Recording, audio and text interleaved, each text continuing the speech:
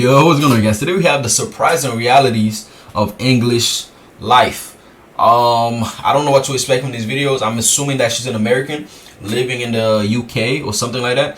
So I'm really intrigued to see her story and how things are different in the UK. If this is your first time here on this channel, we do videos like this all the time. Click the subscribe button below to always see our videos and stuff like that. Without further ado, let's get straight to the video. Come on.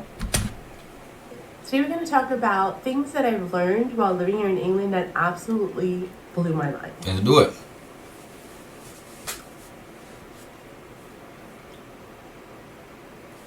So, oh, sorry, I didn't read it. I was expecting her to say it. Okay, the legal drinking age. Okay. The drinking age, it kind of varies depending on whether you're just consuming it, you're purchasing it, or you're serving it. Okay. So we're going to go through a little bit of that just so that you guys have a better understanding of why it blew my mind. Okay, so the drinking age is 18 in order to buy, sell, or consume alcohol, technically. But if you're 16 or 17 and you're having a meal in an establishment like a pub with people that are over 18, they can buy you a drink. It has to be limited, I believe, to beer, cider, and wine. And you can consume that while you're on the premises. Oh, I didn't know that. You cannot purchase it yourself. And you can technically consume alcohol in the privacy of your own home between the ages of 5 and 16 at the parental discretion. What? For real? Is that true? I mean, I'm sure she's not lying. So, wow, that's interesting. Wait, so you can drink from, she say 5 to 15? Something like that, right? At the privacy of your own home between the ages of 5 and 16. Wow. That blew my mind. I didn't know at the parental discretion. That's interesting. It is frowned upon, obviously, to give a 5-year-old drink here. They're not that lax. So when it comes to drinking, though, I know a lot of people might not realize that. And I'm still baffled by the fact that you can technically give your 7-year-old a little bit of brandy or something. That's crazy. That's crazy to me. That would never fly in America at all.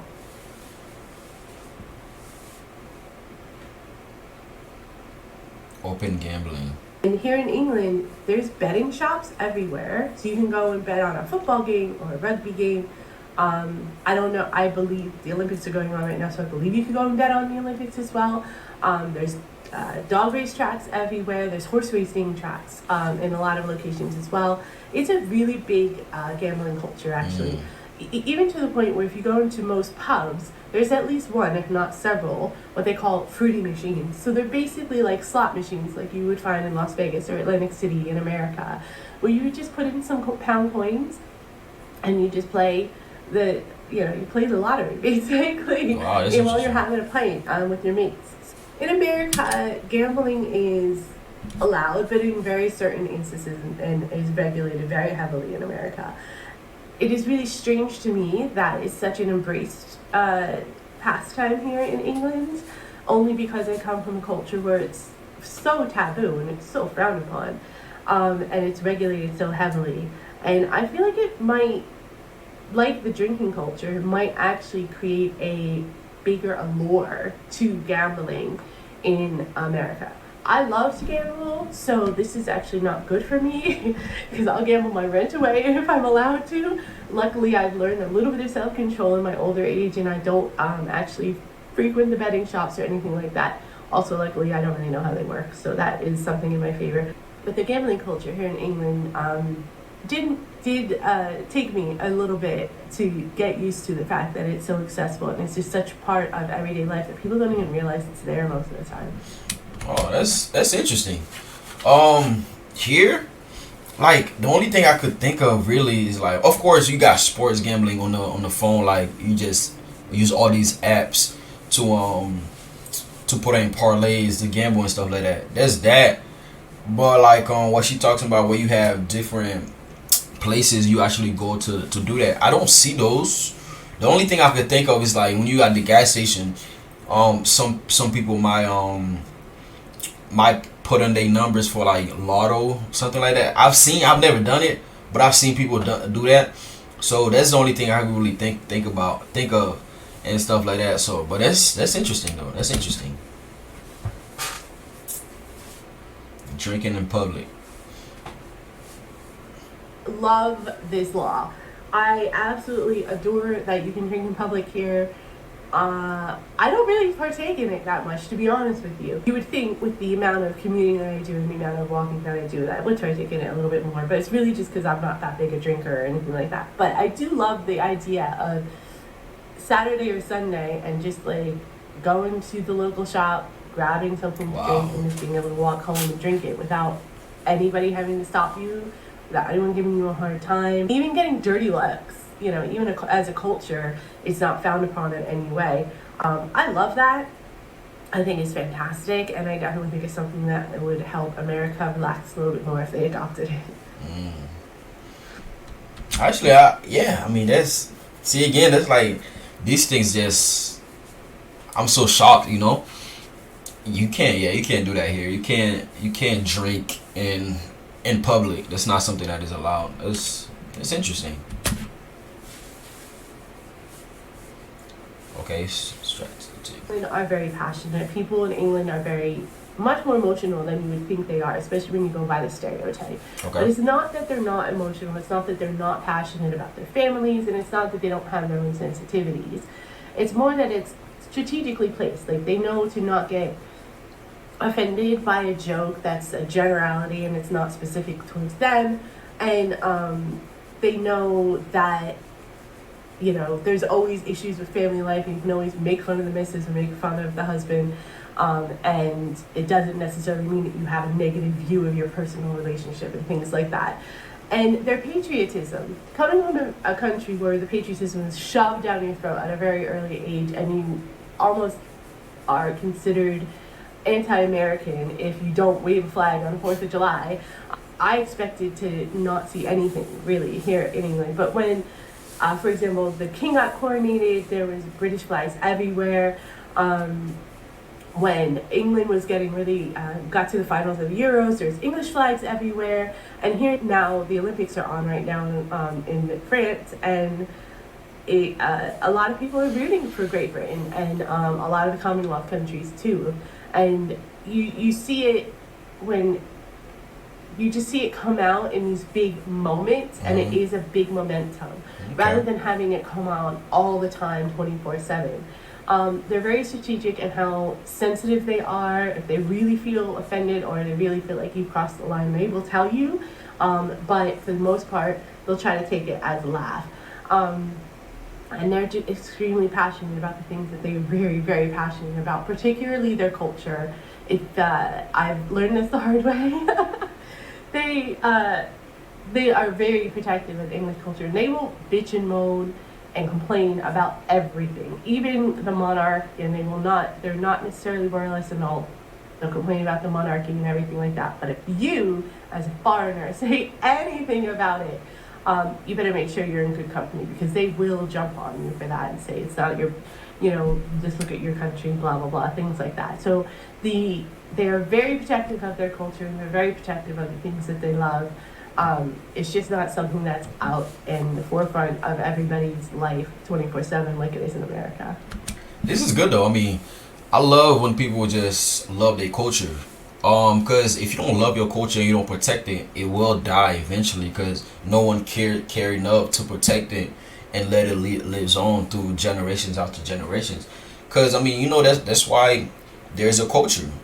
If anybody just like, you know, nobody cared about it, you wouldn't have a culture. So I applaud countries or nations for protecting their cultures and actually loving their country. Man, I love that a lot.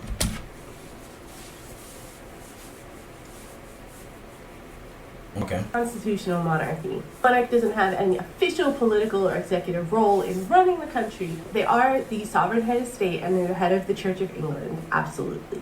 But Parliament is there as the elected body that represents the people, and they actually have to pass all of the laws and things like that. However, if a new party takes power, a new prime minister is appointed, as happened recently here in England, they actually have to go to the monarch to get permission to take that position, and they have to have regular meetings with the monarch in order for them to be for the monarch to be aware of what's happening in the country and what the plans are for the country. Also, if they go to war, they need the armed forces in any way, they have to actually ask the monarch's permission to use their army, because technically it's the monarch's army. But a really, really important function that the monarch actually does have is that they do have the ability to dissolve parliament. They think that parliament is losing their way and not doing what is in the best interest for the country, or people are uprising thinking that the parliament is not representing them properly. The king can step in and dissolve parliament and take power back over, and revamp the whole parliamentary system. That to me is incredible. I didn't realize that. I thought it was more of just kind of like, the king and queen were just kind of there as tradition, and we're just kind of there to oversee maybe some like charitable and commonwealth, foreign things, but not really getting it so involved in domestic politics and things like that. But it seems like they actually have a lot more influence in what happens within the country and the Commonwealth countries as well. I kind of like that, because I do think that there is strength in not being overly overt in what your power really is, but there is a check and balance with the people and with Parliament, so you can't have supreme and complete control. I like that balance of power. Coming from America, we're all about balance of power, not one entity having absolute power over anybody. So I think that that's a good system, especially considering that they've had a monarch for thousands, tens of thousands of years probably. Not tens of thousands. They've had a monarch for thousands of years. So I think it's a good system to really keep the monarch in place, because it is and some part of the English identity and part of how the country has evolved and become the modern England that it is, and also showing that the country is progressing and is a republic and representative of the people in a lot of ways, and the will of the people will be recognized, and nobody will have a supreme power. I think that that's actually a really good balance of power between the two. That's so interesting. Like, she just teaching me a lot of things, man. Thank you for that. Wow, I didn't know that. That's one thing I always had a question on. Like, what is the power, or what do the monarch? What power, or what do the queen and the king actually do, or stuff like that. So thank you for that.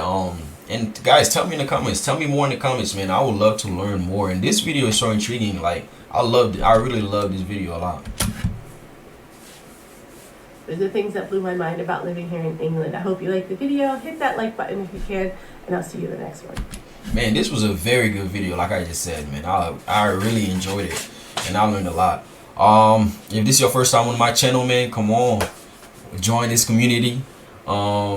We like to learn about new countries. We like to learn about new cultures, whether it's sports, music, food, just the beautiful places in these countries, man. If you want us to learn more about your country, come on, man, just write a comment in the comment section, and I'll take a look at it, the culture, the music, the sports that you guys have, the beautiful places you guys have, man. Yeah, man, again, if this is your first time on this channel, like, comment, and subscribe. I'll see you on the next one. Bye bye.